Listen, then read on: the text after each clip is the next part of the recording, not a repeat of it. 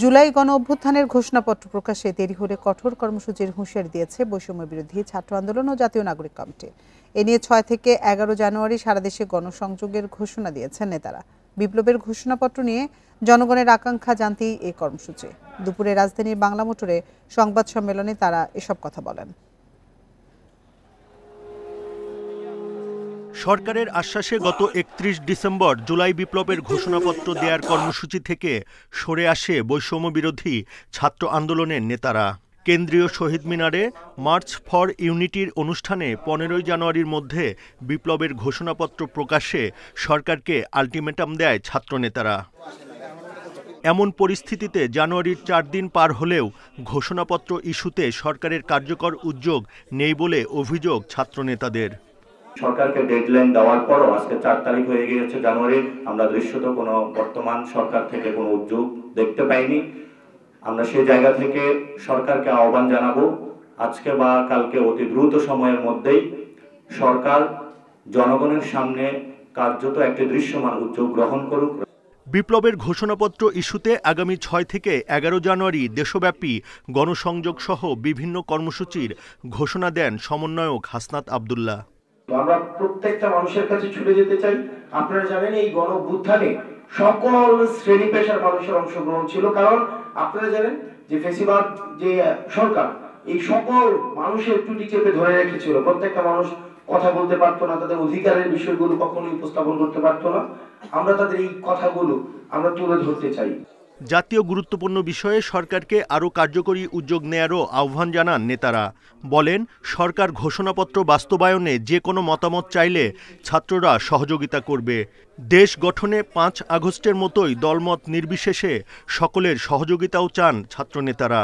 সকল অংশীজনের মতামতের ভিত্তিতে যেই ড্রাফটটি করা হয়েছে, পরবর্তীতে রিফাইন্ড ভার্সন সরকার যদি আহ্বান করে সেক্ষেত্রে আমরা সেটা দেখাতে প্রস্তুত রয়েছে। ঘোষণাপত্র নিয়ে শিক্ষার্থীদের আলটিমেটাম মানা না হলে কঠোর কর্মসূচি দেয়া হবে বলেও জানান নাগরিক কমিটির আহ্বায়ক। এই কর্মসূচিতে বুদ্ধদেব কুণ্ডু, ইন্ডিপেন্ডেন্ট নিউজ, ঢাকা। দুর্ঘটনা রোধ এবং বেপরোয়া গতিতে যানবাহন চলাচল বন্ধে ঢাকা মাওয়া এক্সপ্রেসওয়েতে অভিযান চালানো হয়েছে। শুক্রবার রাতভর অভিযান পরিচালনা করে হাইওয়ে পুলিশ, জেলা পুলিশ ও র্যাব। ধলেশ্বরী টোল প্লাজায় যানবাহনের গতি, ফিটনেস ও লাইসেন্স যাচাই করা হয়। বিভিন্ন অপরাধে ৫০টির বেশি মামলা করা হয়েছে। বৈধ কাগজপত্র না থাকায় ৪টি বাস ও একটি মোটরসাইকেল জব্দ করা হয়। এ সময় বাসের যাত্রীদের অন্য বাসে ঢাকা পৌঁছানোর ব্যবস্থা করে আইনশৃঙ্খলা রক্ষাকারী বাহিনী। গেল ২ সপ্তাহে ঢাকা মাওয়া এক্সপ্রেসওয়ের বিভিন্ন জায়গায় ১৫টি দুর্ঘটনায় প্রাণ হারিয়েছেন ১২ জন।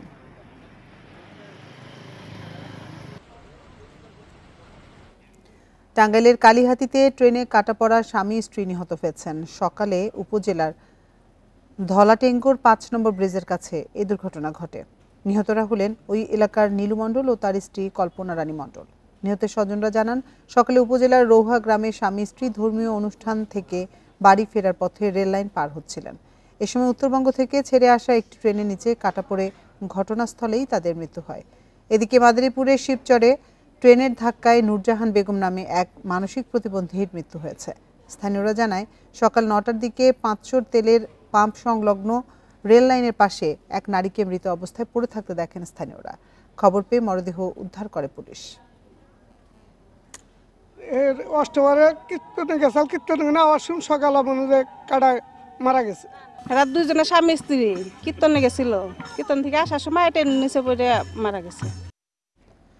গেল বছর মোট ৬,৩৫৯টি সড়ক দুর্ঘটনায় ৮,৫৪৩ জন নিহত হয়েছেন আর আহত হয়েছেন ১২,৬০৮ জন।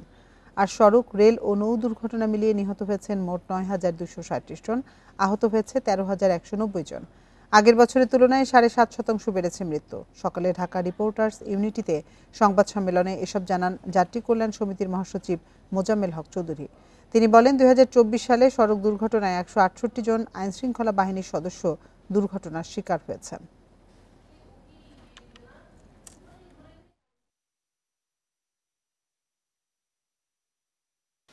ইজি বাইক, মোটরসাইকেল, 3 হুইলার সরকারের নিষেধাজ্ঞা অমান্য করে সড়কে, মহাসড়কে অবাধ চলাচলের কারণে সড়কের দুর্ঘটনা এবং প্রাণহানি বেড়েছে। ২০২৩ সালের তুলনায় ২০২৪ সালে সড়কের দুর্ঘটনা ১.৫৪%, নিহত 7.50%, আহত 17.73% বেড়েছে। সারা দেশে শীতের তীব্রতা কমেছে সামান্য, তবে ঠান্ডা বাতাস এবং ঘন কুয়াশা দাপট দেখাচ্ছে এখনো। পঞ্চগড়ে দ্বিতীয় দিনের মতো তাপমাত্রা 1 অঙ্কের ঘরে। জেলায় 2 দিন ধরে বইছে মৃদু শৈত্যপ্রবাহ। এছাড়া ঘন কুয়াশার কারণে ব্যাহত হচ্ছে ফেরি চলাচল। সর্ব উত্তরের জেলা পঞ্চগড়ে 2 দিন ধরে বয়ে যাচ্ছে মৃদু শৈত্যপ্রবাহ। শনিবার সকাল 9টায় দেশের সর্বনিম্ন তাপমাত্রা 9.4 ডিগ্রি সেলসিয়াস রেকর্ড করা হয় তেঁতুলিয়ায়। কনকনে শীতে স্থবির জনজীবন। সন্ধ্যা থেকে সকাল পর্যন্ত থাকছে ঘন কুয়াশার দাপট। কঠিন আবহাওয়ায় কষ্ট বেড়েছে খেটে খাওয়া ও দরিদ্র মানুষের। সকাল সকাল আমরা আড়তদারি করি, তো কৃষকের মাল আসতেছে, ঠান্ডা দিয়ে আসতেছে না, এই জন্য দেরি করে বাজার লাগতেছে। প্রচুর ঠান্ডা বাতাস। আগে যা ইনকাম ছিল ভাই এখন অর্ধেকও হচ্ছে না। ঠান্ডার জন্য চলাফেরা মানুষ করতে পারতেছে না। পঞ্চগড়ে কঠিন অবস্থা। রংপুরে 1 মাস ধরে তাপমাত্রার পারদ 9 থেকে 12 ডিগ্রি সেলসিয়াসের মধ্যে ওঠানামা করছে। খড়কুটো জ্বালিয়ে শীত থেকে রক্ষা পাওয়ার চেষ্টা করছেন অনেকে, তবে এতেও পড়তে হচ্ছে বিপদে। 2 মাসে আগুন পোহাতে গিয়ে দগ্ধ হয়ে রংপুর মেডিকেলে চিকিৎসা নিয়েছেন 42 জন। এদিকে শীতজনিত রোগে আক্রান্তের সংখ্যা বেড়েছে নাটোরে। শীতে শরীর হাত পা পাকাটা হয়ে যাচ্ছে। বাতাসের কারণে সকাল থেকে সন্ধ্যা সারা রাত শীতে মানুষ দিন আনা দিন খাওয়া মানুষ বাইরে বেড়াতে পারছে না। শীত উপেক্ষা করে নওগাঁয় চলছে বুড়ো আবাদের তোড়জোড়। তবে শীতের কারণে কৃষি শ্রমিকরা কাজ করতে পারছেন না ঠিকমতো। প্রচন্ড ঠান্ডার কারণে আমরা কাজ কাম করতে পারছি না। মাঠে গেলে হাত শিশির করে। কুয়াশার কারণে এই রসুন, পেঁয়াজ, আলু এ ধরনের আবাদে অনেক ওষুধ দিচ্ছি, কিন্তু দিয়াও আমরা ঈদের ঠেকাইতে পারছি না, নষ্ট হয়ে যাচ্ছে। লক্ষ্মীপুর, ঝিনাইদহ, চুয়াডাঙ্গা সহ সারা দেশেই দাপট দেখাচ্ছে শীত। ঘন কুয়াশার কারণে 9 ঘন্টা বন্ধ থাকার পর সচল হয়েছে রাজবাড়ীর পাটুরিয়ার দৌলতিয়া ও মানিকগঞ্জের আরিচা কাজিরহাট নৌপথ। Sadequr Rahman Siddiqui, independent news. শীত পরিস্থিতি নিয়ে আরো জানাতে পঞ্চগড় থেকে আমাদের সাথে যোগ দিচ্ছেন সহকর্মী শফিকুল আলম। শফিকুল, পঞ্চগড়ে তো 2 দিন ধরেই মৃদু শৈত্যপ্রবাহ চলছে। এখন এই মুহূর্তে কি পরিস্থিতি দেখছেন? হাসপাতালগুলোর চিত্র কেমন? জি, উত্তরের জেলা পঞ্চগড়ে তেঁতুলিয়া উপজেলা আবহাওয়া অফিসের পক্ষ থেকে যে তথ্য দেওয়া হচ্ছে, এই তথ্য অনুযায়ী পঞ্চগড়ে গতকালকে এবং আজকে কিন্তু মৃদু শৈত্যপ্রবাহ বয়ে চলেছে। তার কারণ হলো গতকালকে সর্বনিম্ন তাপমাত্রা রেকর্ড করা হয়েছিল 8.3 ডিগ্রি সেলসিয়াস। আজকে কিন্তু সকাল 9টায় রাতের গড় তাপমাত্রা অর্থাৎ সর্বনিম্ন তাপমাত্রা রেকর্ড করা হয়েছে 9.4 ডিগ্রি সেলসিয়াস। এটি আসলে এই পর্যায়টাকে আবহাওয়া অফিসের পক্ষ থেকে বলা হচ্ছে যে সর্বনিম্ন তাপমাত্রা যদি 8 থেকে 10-এর মধ্যে থাকে তাহলে মৃদু শৈত্যপ্রবাহ বয়ে চলে। কিন্তু আমরা আসলে প্রতিদিন দেখছি, আজকে বেশ কয়েকদিন ধরেই কিন্তু সকাল 8টা থেকে 9টা নাগাদ কিন্তু আমরা সূর্যের দেখা মেলে এবং এরপরেই ঝলমলে রোদ চারিদিকে ছড়িয়ে পড়ে। আমি আপনাকে যদি একটু দেখানোর চেষ্টা করি, এই সময় কিন্তু সকাল থেকেই এই রোদ রয়েছে। এই রোদের কারণে আমরা দেখছি যে যারা খেটে খাওয়া মানুষ, দুস্থ মানুষ, তাদেরও মধ্যেও কিছুটা স্বস্তি কিন্তু আমরা দেখতে পেয়েছি। কিন্তু এই শৈত্যপ্রবাহ মূলত বিকেলের পর থেকে পরদিন সকাল 8টা-9টা নাগাদ কিন্তু শৈত্যপ্রবাহ থাকে। তখন আমরা যে বিষয়টা দেখতে পাই যে যারা সকালে কাজে যোগ দেন, বিশেষ করে যারা দিনমজুর শ্রেণীর মানুষ, যারা কৃষি শ্রমিক, যারা রিক্সা ভ্যান চালক, বিশেষ করে পঞ্চগড়ে অসংখ্য পাথর শ্রমিক রয়েছেন, চা শ্রমিক রয়েছেন, তাদের কিন্তু আসলে সকালেই কাজে যোগ দিতে হয়। পাথর শ্রমিক, বালু শ্রমিক, তাদের কিন্তু হাঁটু জলে নেমে, নদীর মধ্যে হাঁটু জলে নেমে কিন্তু পাথর বালি সংগ্রহ করতে হয়। এদের আসলে সীমাহীন দুর্ভোগ। আর আপনি স্বাস্থ্যকেন্দ্র এবং রোগবালের কথা বলছিলেন। পঞ্চগড় আধুনিক সদর হাসপাতাল এবং পঞ্চগড়ের 5 উপজেলার যে উপজেলা স্বাস্থ্যকেন্দ্র রয়েছে, এসব আমি খবর নিয়েছি যে এরা বলছেন যে প্রত্যেক দিন শীতজনিত নানান রোগে আক্রান্ত হয়, যেমন সর্দি, কাশি, নিউমোনিয়া, ডায়রিয়া, বিশেষ করে শিশু এবং যারা বয়স্ক মানুষ, এমন অসংখ্য রোগী প্রতিদিন কিন্তু আউটডোরে চিকিৎসা নিচ্ছেন এবং কেউ প্রয়োজন হলে ভর্তি হচ্ছেন। এই ছিল শীত পরিস্থিতি নিয়ে পঞ্চগড় থেকে সর্বশেষ। পঞ্চগড় থেকে শীত পরিস্থিতি সবশেষ তথ্য জানাচ্ছিলেন সহকর্মী শফিকুল আলম। নওগাঁয় গত 3 দিন ধরে কুয়াশা কমলেও কনকনে শীতে জনজীবনে বাড়ছে ভোগান্তি। দিনমজুরদের আয় প্রায় অর্ধেকে নেমে এসেছে। ব্যাহত হচ্ছে চলতি মৌসুমের ইরি বোরো চাষাবাদ। বেলা বাড়ার সঙ্গে সঙ্গে শীত কিছুটা কমলেও বিকেলের দিকে আবারও শীত অনুভূত হতে শুরু করে। নওগাঁ বদলগাছি আবহাওয়া অধিদপ্তর বলছে, উত্তরের হিমেল বাতাস প্রবাহিত হওয়ায় তাপমাত্রা নিম্নমুখী হতে শুরু করেছে। শীতের কারণে বাড়ছে ডায়রিয়া, আমাশয়, শ্বাসকষ্ট সহ শীতজনিত রোগ। গত 24 ঘন্টায় 12 জন নতুন রোগী সহ বর্তমানে 62 শিশু রোগী নওগাঁ সদর হাসপাতালে ভর্তি হয়েছে। 50 জন এভারেজ ভর্তি থাকতেন, এখন সেখানে দেখা যাচ্ছে 60-70 পর্যন্ত রোগী পার ডে ভর্তি হচ্ছে। অ্যান্ড এই শীতের জন্য সাধারণত এআরআই বা যেটাকে আমরা নিউমোনিয়া বলি বা বাচ্চাদের শ্বাসকষ্ট আর ডায়রিয়া, এই দুটা রোগীর প্রকোপ একটু বেশি বাড়ছে। বুধবারের পর আবার বাড়বে শীতের তীব্রতা। এ সময় পঞ্চগড়, চুয়াডাঙ্গা ও ঈশ্বরদী সহ বেশ কয়েকটি জায়গায় তীব্র শৈত্যপ্রবাহের পূর্বাভাস দিয়েছে আবহাওয়া অফিস। এদিকে শনিবার দেশের সর্বনিম্ন তাপমাত্রা রেকর্ড করা হয়েছে পঞ্চগড়ে 9.4 ডিগ্রি সেলসিয়াস আর ঢাকার তাপমাত্রা 13 ডিগ্রি সেলসিয়াস।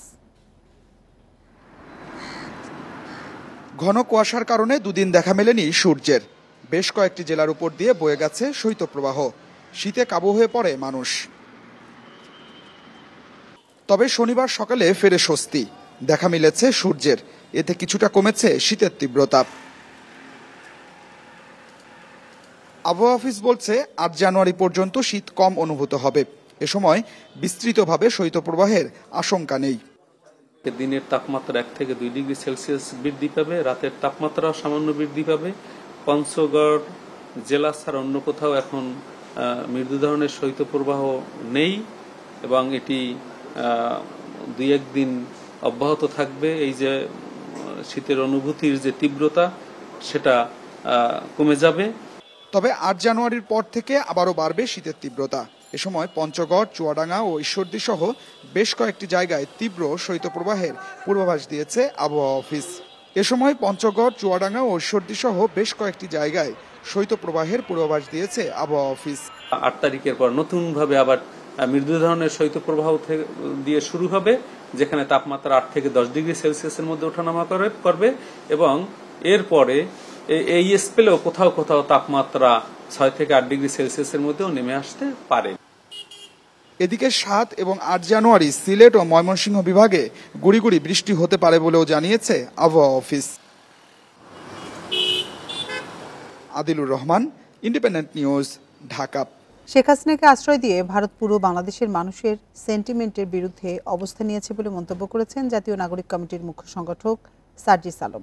দুপুরে চট্টগ্রামের পলো গ্রাউন্ড মাঠে ইসলামী আন্দোলন আয়োজিত ভারতের রাজনৈতিক ও সাংস্কৃতিক আধিপত্যবাদ শীর্ষক সেমিনারে তিনি একথা বলেন। তিনি আরও বলেন, আওয়ামী লীগের মাধ্যমে ভারত দীর্ঘদিন ক্ষমতার অপব্যবহার করেছে। বাংলাদেশের উপর ভারত আধিপত্যবাদী আচরণ করলে তাদের সাথে বাংলাদেশের সম্পর্ক স্থায়ী হবে না বলেও হুঁশিয়ারি দেন তিনি। ভারতের আধিপত্যবাদ ভাঙার আহ্বান জানান তিনি। এ সময় শেখ হাসিনাকে আশ্রয় দিয়ে ভারত ভুল করেছে বলেও মন্তব্য করেন সার্জিস আলম।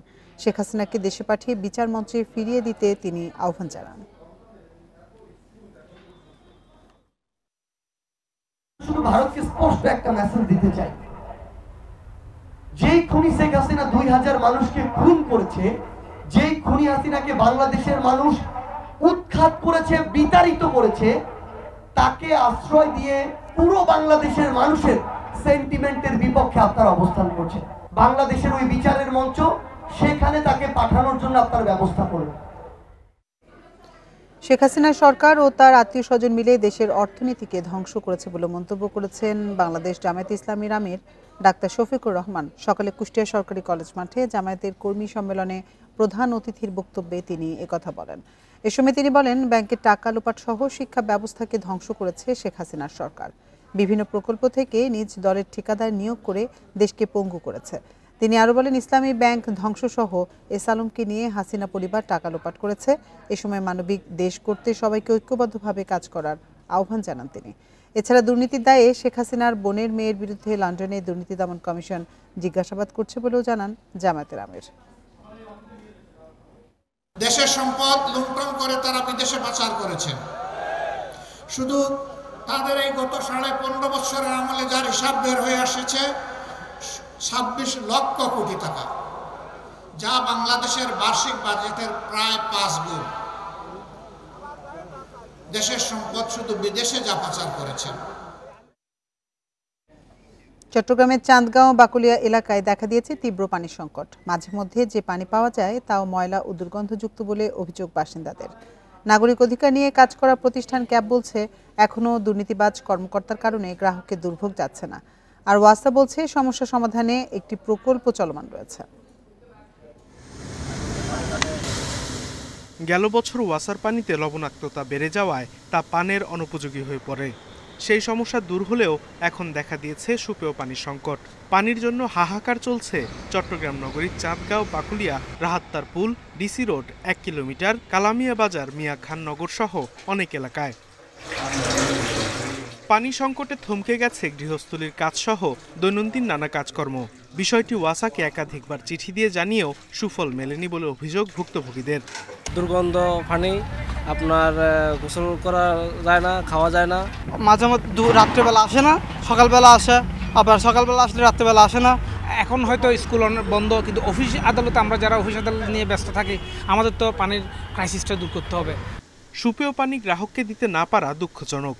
এজন্য ওয়াসার নানা পর্যায়ে বসে থাকা অসাধু কর্মকর্তাদের দুষছেন ভোক্তা অধিকার সংস্থা ক্যাব। ফয়জুল্লাহ যারা সহযোগী, এখনো তারা তাদের যে শপথে বহাল রয়েছেন, যার কারণে আগের যে গ্রাহকদের স্বার্থ উপেক্ষা করে যে ধরনের কাজ করা হয়েছে এখনো সেটা চলমান আছে বলে আমাদের ধারণা। তবে পানিতে ময়লার বিষয় মানতে নারাজ ওয়াসার দাবি, আশপাশের টিউবওয়েলের আয়রন থেকে এ সমস্যা হতে পারে। তবে সংকট সমাধানে নতুন প্রকল্প চলমান রয়েছে। আমাদের WHO যে গাইডলাইন ফলো করে আমরা পানিটা দিই তার রেঞ্জের মধ্যেই আছে। তো এই কারণে এখনো আমাদের ধরেন যে ওইসব এলাকা আরও ইমপ্রুভ করা লাগবে, যার ফলে আমাদের আরেকটা প্রকল্প আসতেছে। চট্টগ্রাম নগরীতে দৈনিক পানির চাহিদা 58 কোটি লিটার। এর বিপরীতে 47 থেকে 48 কোটি লিটার পানি সরবরাহ করে ওয়াসা। Independent news. প্রাকৃতিক সৌন্দর্যের লীলাভূমি নেত্রকোনা দুর্গাপুরে পর্যটন খাত আবার চাঙ্গা হয়ে উঠেছে। সাদামাটির পাহাড়, নীল জল, গালো পাহাড়ের অসংখ্য টিলা দেখতে শীতের শুরুতেই ঢল নেমেছে পর্যটকের। এতে ভালো আয় করতে পেরে খুশি পর্যটন সংশ্লিষ্টরা।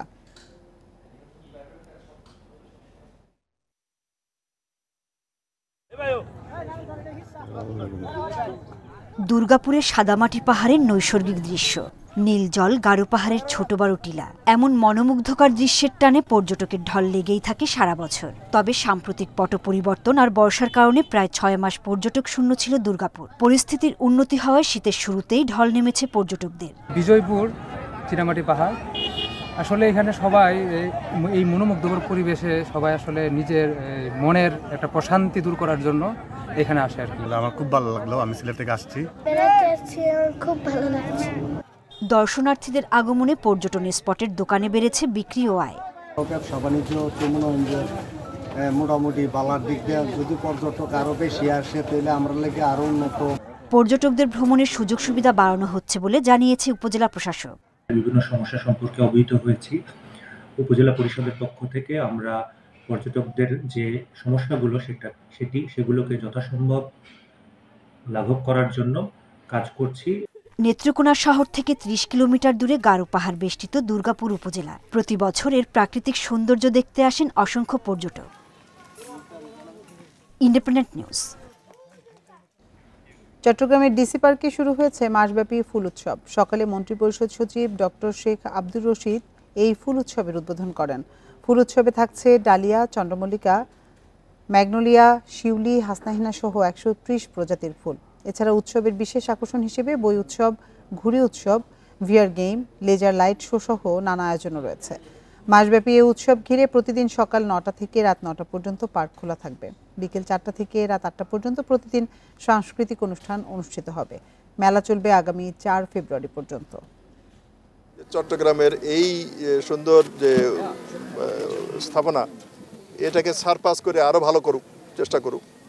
আমরা এই শুদ্ধ প্রতিযোগিতা, শুভ প্রতিযোগিতা আমরা অবশ্যই উৎসাহিত করব। অন্য জায়গায় এই ব্যাপ্তির একটা জায়গা খুঁজে পাওয়া কিন্তু কঠিন।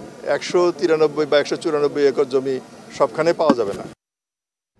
মুন্সিগঞ্জের গজারিয়ায় একটি নির্মাণাধীন একতলা ভবনের ছাদ ধসে 20 শ্রমিক আহত হয়েছেন। দুপুরে হোসেন্দি এলাকায় এই দুর্ঘটনা ঘটে। ফায়ার সার্ভিস জানায়, দুপুরে হোসেন্দিতে বেসরকারি শিল্প প্রতিষ্ঠান সিটি গ্রুপের একটি নির্মাণাধীন একতলা ভবনের ছাদ ধসে পড়ে। খবর পেয়ে ফায়ার সার্ভিস কর্মীরা এসে ধ্বংসস্তূপে অভিযান চালায়। তবে তাদের আসার আগেই আহত 20 শ্রমিককে উদ্ধার করে গজারিয়া উপজেলা স্বাস্থ্য কমপ্লেক্সে নেয় সহকর্মীরা। এর মধ্যে গুরুতর আহত দুজনকে ঢাকা মেডিকেল কলেজ হাসপাতালে পাঠানো হয়। ফরিদপুরে নিখোঁজের 4 দিন পর এক রিকশা চালকের মরদেহ উদ্ধার করেছে পুলিশ। দুপুরে পৌরসভার টাউন এলাকার একটি বাড়ির ভেতরের মাটি খুঁড়ে মরদেহটি উদ্ধার করা হয়। পুলিশ জানায় 21 ডিসেম্বর আলিপুর এলাকায় বাসা থেকে বের হয়ে নিখোঁজ ছিলেন রিকশা চালক হালিম শেখ। এই ঘটনায় নিহতের পরিবার 3 জানুয়ারি কোতোয়ালি থানায় একটি নিখোঁজ ডায়েরি করেন।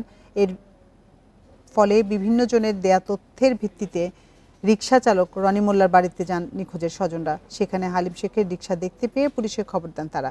পরে পুলিশ মাটি খুঁড়ে মরদেহ উদ্ধার করে।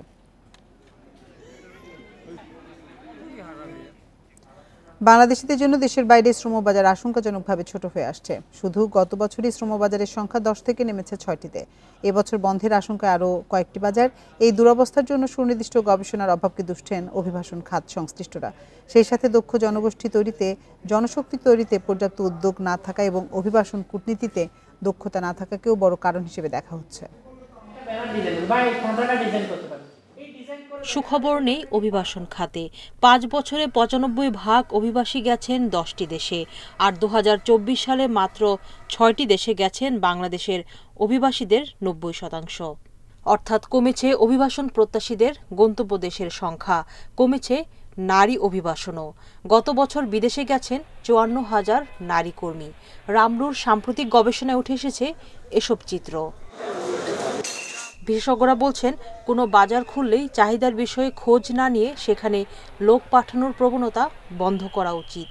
তাইওয়ানে আমাদের মার্কেট আছে, হংকংয়ে আমাদের মার্কেট আছে, আপনার ইউরোপে মার্কেট আছে কেয়ার গিভার নার্সিং এর। আমরা কি এটা তৈরি করতে পারবো? এই মুহূর্তে কি আমাদের সেই technical training center, vocational training সেন্টারকে ইন্টারন্যাশনাল আপ টু ডেট এই মার্কেটকে রিচ করতেছে আপনার কারা? ইন্ডিয়ান, ফিলিপিনোরা, কারণ তাদের হিউজ ইনভেস্টমেন্ট আছে। অভিবাসন বিশেষজ্ঞরা বলছেন, বেসরকারি উদ্যোগের ফলেই দেশের বাইরে কোনো রকমে টিকে আছে বাংলাদেশের শ্রমবাজার। তবে এক্ষেত্রে সরকারের নিয়ন্ত্রণ না থাকায় নানা অনিয়ম বাড়াচ্ছে ভোগান্তি। অর্থাৎ আমরা যদি সরকারিভাবে, এমনকি মধ্যপ্রাচ্যের বিভিন্ন দেশ যেখানে আমাদের বাংলাদেশিরা যায়, অধিকাংশ যায়, আমরা যদি তাদের সাথে সমঝোতা স্মারকের পরিবর্তে আস্তে আস্তে বাইল্যাটারাল এগ্রিমেন্টের দিকে না আসি, তাহলে এটা আরও সংকুচিত হয়ে যাচ্ছে। যে প্রবাসী কল্যাণ মন্ত্রণালয়ের আন্ডারে নিয়মিতভাবে প্রশিক্ষণের ব্যবস্থা করা কূটনীতির ব্যাপারে, অভিবাসন কূটনীতি, আর বিশেষ করে পররাষ্ট্র মন্ত্রণালয়ের যে প্রশিক্ষণগুলো হয়, যেমন ফরেন সার্ভিস একাডেমি, সেখানে যদি এটাকে একটা বাধ্যতামূলকভাবে ইনক্লুড করা যায়। উন্নত দেশগুলোর বদলে যেসব দেশে বাংলাদেশি কর্মী আছে সেখানে দূতাবাসে লেবার এবং প্রেস কর্মকর্তা নিয়োগে গুরুত্ব দেওয়ার পরামর্শ বিশেষজ্ঞদের। সুলতানা জাহান মিতু, ইন্ডিপেন্ডেন্ট নিউজ, ঢাকা। আর এই ছিল সমগ্র বাংলাদেশের আজকের আয়োজন। এতক্ষণ সাথে থাকার জন্য ধন্যবাদ সবাইকে।